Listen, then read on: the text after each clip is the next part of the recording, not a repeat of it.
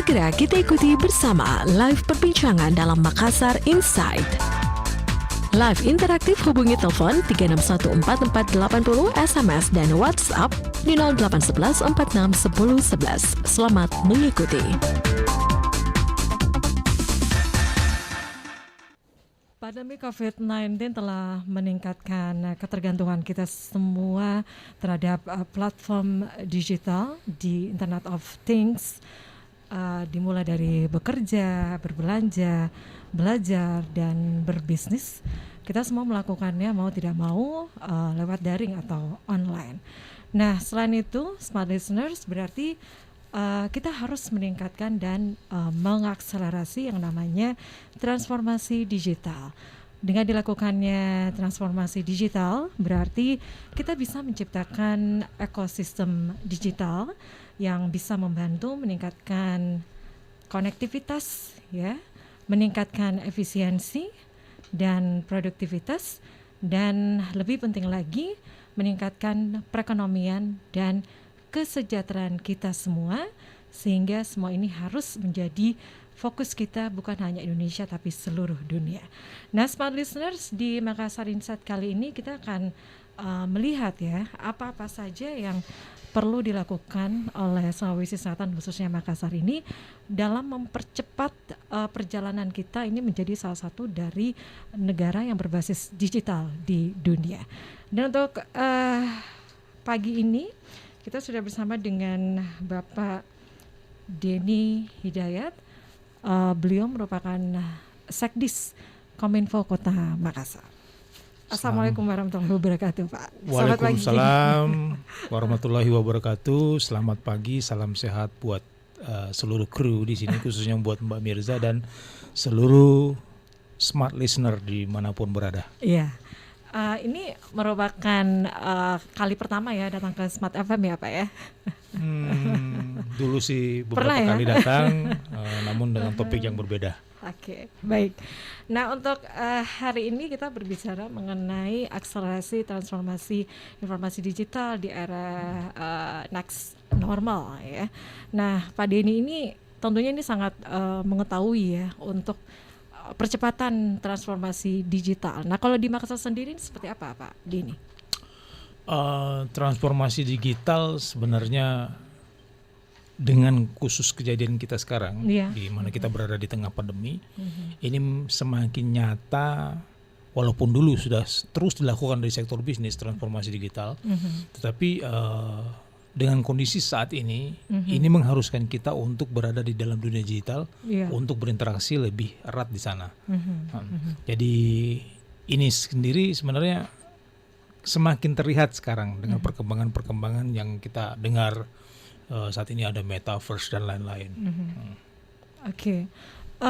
Pak, kalau dilihat ya untuk saat ini ya, akselerasi transformasi informasi digital ya.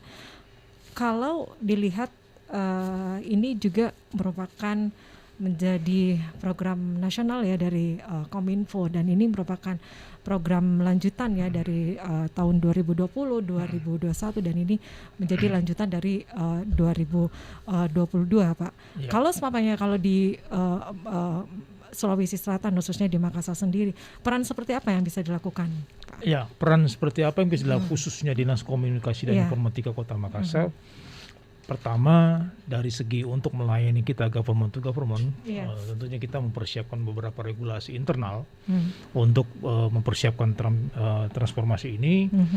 Misalnya juga kita mempersiapkan salah satunya adalah di segi infrastruktur untuk internal kita, di mana semua layanan Pemda atau Pemkot Kota Makassar ini akan berjalan melalui digital.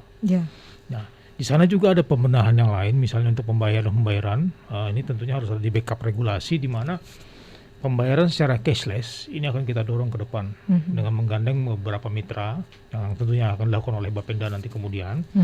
Ini juga untuk membuka informasi, keterbukaan informasi semakin luas dan namun bertanggung jawab kepada publik dengan mempersiapkan misalnya membangun kembali pejabat pengelola informasi dan dokumentasi di seluruh badan layanan publik yang berada atau badan publik yang berada di Pemkot Kota Makassar. Nah, hal-hal ini yang terus kita persiapkan dan juga tentunya dari segi edukasi kepada publik. Pemkot Kota Makassar juga memberikan edukasi. Karena apa? Karena tentunya harus ada smart people yang untuk bisa melaksanakan atau mentransformasi digital ini bisa ditangkap oleh mereka sebagai satu layanan. Kalau pemerintah saja yang membuka layanan itu digital, kemudian namun tidak diakses secara digital oleh publik, ini tentunya akan menjadi ketimpangan di dalam pelayanan proses pelayanan itu sendiri. Pak Denny, kalau sekarang ini kan juga pemerintah itu menyelenggarakan ataupun adanya inovasi-inovasi yang dilakukan itu berbasis digital, begitu Pak. Kalau Pak Denny melihat itu seperti apa Pak? Ya. Ya. Di pemerintah sendiri, layanan yang berbasis digital. Ini tentunya ada beberapa hal yang harus establish duluan, yaitu suprastruktur regulasi. Kemudian di sana harus hadir kepastian, transparansi, keamanan. Nah, security secara cyber ini menjadi concern pemerintah Kota Makassar untuk mempersiapkan skenario cyber security untuk bisa hadir menjamin keamanan publik terhadap layanan-layanan tersebut.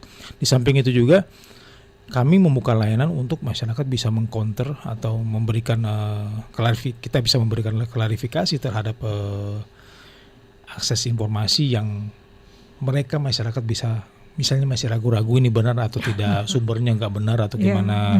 Ini masih bisa gitu kita konfirmasi melalui layanan yang diberikan oleh Pemkot. Iya, ini karena sekarang ini informasi semakin terbuka begitu Pak Denny. Bagaimana dengan informasi yang hoax begitu Pak? Nah ini bagaimana untuk bisa bagaimana informasi ini bisa lebih bijak diterima oleh masyarakat begitu Pak? Iya, informasi ini tentunya harus dipilah sejak dari penerima informasi itu sendiri. Jangan langsung didistribusikan kalau belum yakin itu benar atau berasal dari sumber yang memang valid. Jadi publik sendiri harusnya memang melakukan klarifikasi terhadap apa informasi yang mereka terima. Nah, kewajiban pemerintah Kota Makassar untuk mempersiapkan layanan untuk menerima konfirmasi tersebut. Misalnya silahkan menelpon ke 112 atau di WhatsApp 0811400112 untuk berikut linknya. Nanti tim kami akan memeriksa apakah sumber informasi tersebut benar atau tidak. Oke. Pak, Presiden Jokowi ini kan mengatakan momentum pandemi ini kan harus digunakan untuk mewujudkan digital government, kemudian digital ekonomi, digital infrastruktur, dan juga digital society.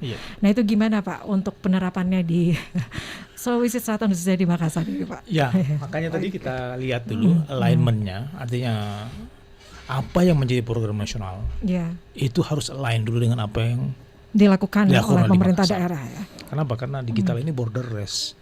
Jadi pemerintah Kota Makassar begitu ada satu arahan dari pusat untuk beberapa hal yang tadi Mbak Mirza sebutkan. Tentunya kita harus melihat regulasi pendukungnya, suprastruktur sebagai pondasi. Nah dari sana kemudian pemerintah Kota membangun skenario-skenario untuk memberikan tujuannya adalah kepada kemudahan pelayanan publik. Kemudian juga untuk digital ekonomi misalnya kita mendorong bagaimana ekonomi itu bisa bangkit secara digital, baik di Makassar pada khususnya dan secara nasional pada umumnya. Nah, hal-hal inilah yang kemudian menjadi tugas bersama seluruh jajaran pemerintah Kota Makassar, baik itu dinas-dinas yang bukan Kominfo, artinya misalnya untuk lorong ekonomi, lorong wisata dan lain-lain, juga untuk dinas Perindak mempersiapkan lain-lain apa yang mereka bisa dorong ke sektor digital sehingga memudahkan publik. Di samping itu yang paling penting adalah kemudahan dan kepastian regulasi hukum. Kemudahan dan kepastian regulasinya. Nah, jadi jangan sampai nanti kemudian ada perdebatan di ruang-ruang tertentu misalnya mengenai pajak yang kemudian ini secara borderless. Kemudian kalau kita melihat kemarin transaksi yang terlalu besar misalnya dari besarnya transaksi dalam salah satu jasa pengantaran makanan misalnya secara online yang sampai 110 triliun ini kan luar biasa. Larinya ke nasional. Nah, bagaimana ini bisa kita dorong juga dari sana pajak ini bisa masuk ke kota Makassar misalnya anggap saja dari 110 triliun itu umpamanya 10% misalnya. Ini baru satu jasa pengantaran makanannya secara online, pemesanan makanan online. Kan yang sekarang besar itu ada 3, kita nggak usah sebut namanya dari mana. Nah, jadi ini seandainya itu bisa didorong, pemerintah pusat memberikan kewenangan kepada daerah untuk bisa melakukan hal-hal tersebut, maka ini akan memberikan satu kontribusi terhadap PAD yang luar biasa. Anggap saja 10% dari 110 triliun. Itu transaksi terjadi di Makassar berarti 11 triliun misalnya. 10% dari 11 triliun itu 1,1 T adalah potensi PAD yang baru bagi kota Makassar dari sektor ekonomi digital. Hanya itu. Jadi mari kita bersama duduk, kita lihat kewenangan apa yang dilimpahkan oleh pemerintahan nasional atau pusat kepada kota Makassar. Ini bisa dipelajari apakah mungkin untuk itu. Kalau memang tidak mungkin kita dapat di kota, kan sama-sama untuk membangun negeri juga bagus. Itu sebagai opsi saja. Oke. Baik, kita masih lanjut lagi untuk berbincang sebentar ya Pak. Ini kita break dulu untuk sesaat ya. Baik. Dan Smart Listeners, untuk perbincangan kita di hari ini mengenai akselerasi transformasi informasi digital di era next normal, kita masih lanjut lagi, masih bersama dengan Pak Denny Hidayat, Sekdis Kominfo Kota Makassar. Anda jangan kemana-mana, kami akan